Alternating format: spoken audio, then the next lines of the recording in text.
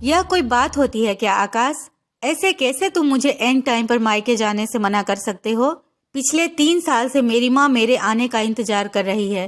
पिछली बार यहाँ बुआ जी आ गई थी गांव से अपने घुटनों का ऑपरेशन कराने के लिए। तब मुझे उनकी सेवा के लिए रुकना पड़ा था, क्योंकि सीमा ने मुझे बोल दिया था कि भाभी माँ से इस उम्र में काम नहीं होता, बुआ का काम आपको ही करना पड़ेगा। पर इस बार ऐसा क्या हो गया जो तुम और माँ जी मुझे मायके जाने के लिए मना कर रहे हो? वह भी तब जब मैंने पूरी तैयारी कर ली है अपने मायके जाने की। नेहा गुस्से से आकाश पर बड़बड़ाती जा रही थी। अब बस करो नेहा। अब देखो, मैं भी मम्मी के फैसले के आगे कुछ नहीं कर सकता।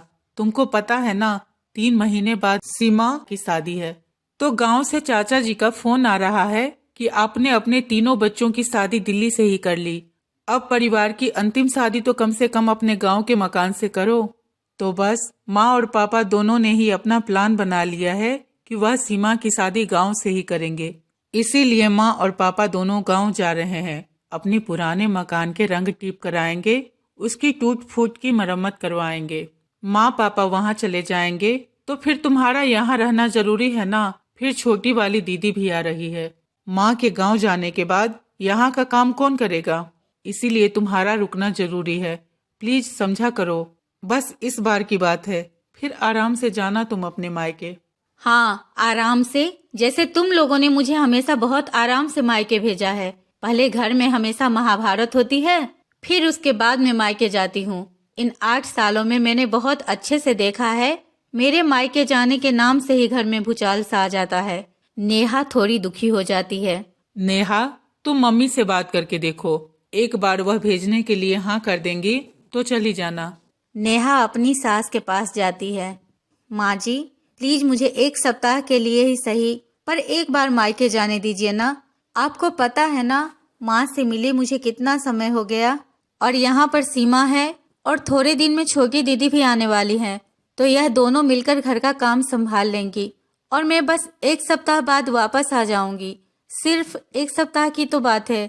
नेहा की बात सुनकर नेहा की सासू माँ भड़क जाती हैं। वाह बहू वाह, थोड़ी तो शर्म कर। अगर इस बार मायके नहीं जाएगी तो कौन सा पहाड़ टूट जाएगा? तेरी ननद की शादी है, किसी दूसरे की नहीं।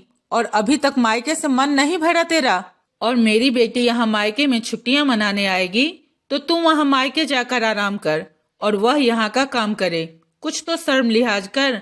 तभी वहाँ पर सीमा आ जाती है। भाभी, आपको मायके जाने के अलावा कुछ सूझता नहीं है क्या? आप मुझे बोल रही हो कि घर का काम मैं संभालूं।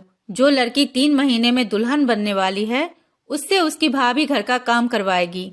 मेरी फ्रेंड की भाभी को देखो, अपने देवर ननद की शादी में भाग भाग कर काम करती है। मुझको तो मेरे हाथ पैरों की केयर करनी है, स्किन का ध्यान रखना है। इसके अलावा मुझे कुछ नहीं करना। सीमा, अभी शादी में काफी टाइम है। शादी में मैं पूरा काम करूंगी, पर अभी बस 1 सप्ताह की बात है।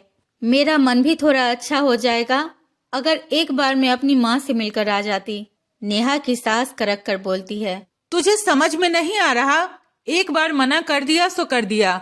मायका कोई भागा नहीं जा रहा, वहीं मिलेगा तुझे तेरा मायका।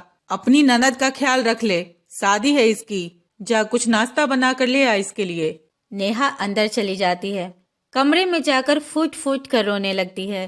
पिछली बार भी जैसे ही नेहा का मायके जाने का तय हुआ, सासू माँ ने अपनी ननद को इलाज कराने के लिए बुला लिया और नेहा को उनकी सेवा में लगा दिया। इस वजह से नेहा मायके ना जा सकी। नेहा सोच रही थी, क्या सिर्फ 1 सप्ताह के लिए भी यह अपना काम कुछ दिन खुद नहीं कर सकते? तभी सास की आवाज आई। नाश्ता बना कि नहीं? नेहा नाश्ता बनाने चली जाती है और रोती रहती है।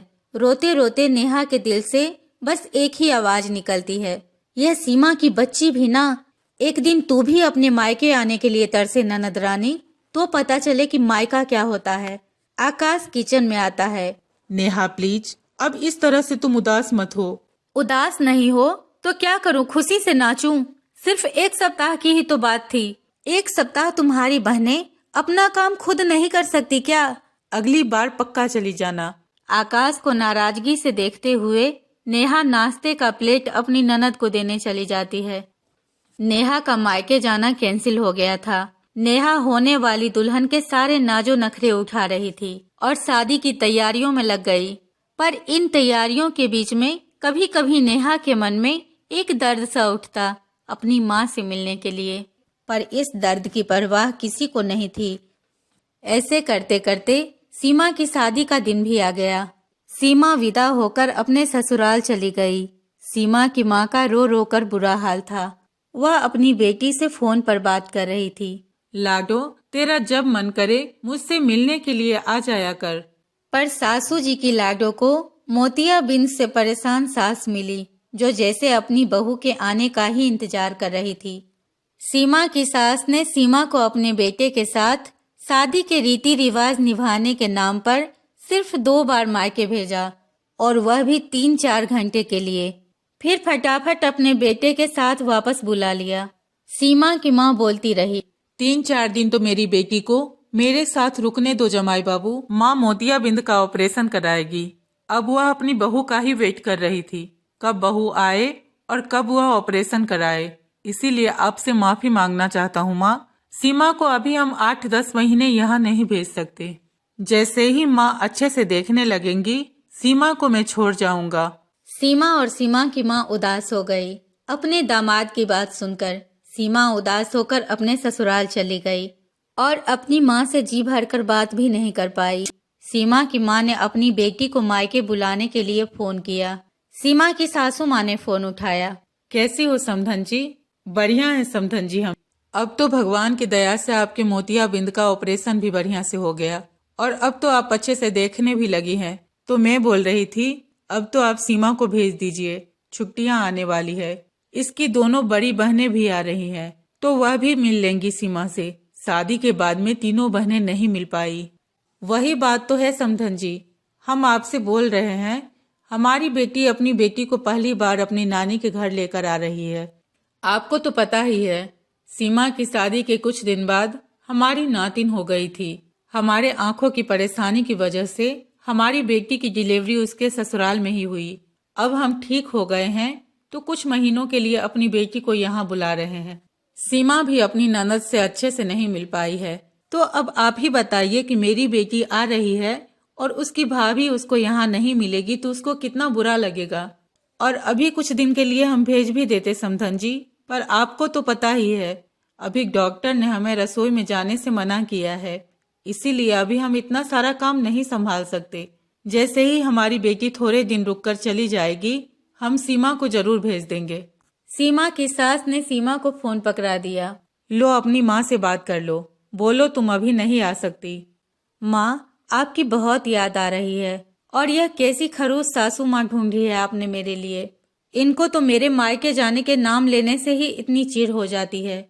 हमेशा कोई न कोई बहाना निकालती रहती हैं मुझे मायके न भेजने के लिए। आपके पास में बैठकर बातें करने का बहुत मन कर रहा है माँ। तरस गई हूँ मैं मायके आने के लिए। सीमा उदास होकर अपनी माँ से बोल रही थी। क्या बताएं बेटा, अभी तेरी ननद के जाने के बाद ही तेरा आना होगा। थोड़े दिन और इंतजार कर मेरा बच्चा। माँ, मैंने बोला इनको सिर्फ 1 सप्ताह के लिए ही जाने दो, पर बोले नहीं, बाद में ही चली जाना। बताओ माँ, ऐसे भी लोग होते हैं। मुझे 1 सप्ताह के लिए भी नहीं भेज सकते। 1 सप्ताह के लिए ये लोग अपना घर नहीं संभाल सकते क्या? मैं इस घर में नहीं थी तो यहाँ कोई काम नहीं होता था। सीमा की सास ने सीमा को आवाज लगाई तो सीमा अपनी माँ से बोली, माँ, मैं आपसे बाद में बात करती हूँ। आपसे बात करने के लिए भी यहाँ फुर्सत नहीं है मुझे। और ऐसा बोलकर फोन रख दिया। जब सीमा की माँ सीमा से बात कर रही थी तो आकाश वहाँ आ गया था। वह सब बातें सुन रहा था। अपनी माँ को उदास देखकर आकाश बोला, माँ, सीमा की बहुत याद आ रही है ना? हाँ बेटा, याद कैसे नहीं आएगी अपनी बेटी की। पर ये इसके ससुराल वालों को देखो, उसको भेजने का नाम ही नहीं ले रहे। हमेशा कोई न कोई बहाना बना रहे हैं। तेरी बहन सीमा भी तरस रही है यहाँ पर आने के लिए। बेटियों को जो खुशी मायके आकर होती है वह और कहीं भी नहीं मिलती। आप बिल्कुल सही कह रही हो माँ। इस बार हमको भी किसी माँ को उसकी बेटी से मिलाना है जो 3 साल से नहीं मिल पाई। आपकी बहू नेहा इस बार मायके जा रही है माँ। मैं अभी उसके जाने की तैयारी करता हूँ, वरना नेहा की माँ भी जैसे आप सीमा की सास को कोस रही हो वैसे ही आपको कोसने लगेंगी।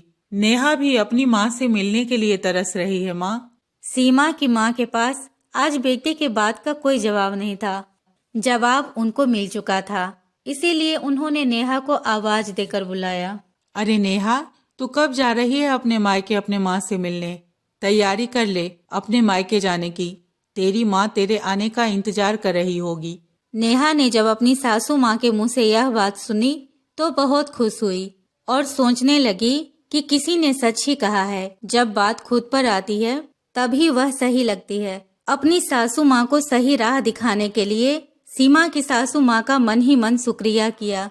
अब उसकी ननद भी उसको मायके जाने के लिए कभी मना नहीं करेगी, क्योंकि अब उनको भी मायके का मोह और माँ की ममता का पता चल गया था।